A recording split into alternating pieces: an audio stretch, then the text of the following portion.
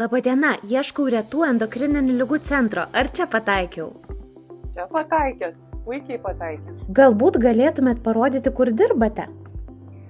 Eime, parodysim. Koks pagrindinis jūsų centro tikslas?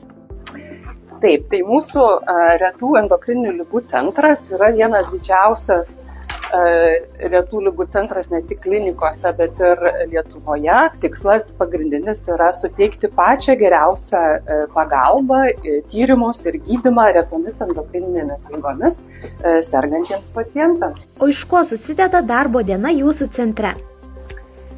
Taip, centre yra konsultuojama virš 1300 retomis endokrininėmis ligomis sergančių vaikų ir suaugusių.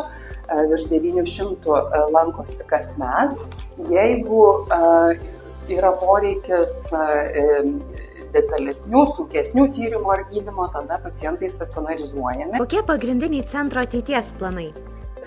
Mes stengiamės nesustoti. Mes dalyvaujame Europos retų endokrininių ligų referentinių tinklų centre. Perėjimas iš vaikų į suaugusių globą, reiškia, kad būtų stebėsena nuo vaikystės iki suaugusio amžiaus ir visą gyvenimą.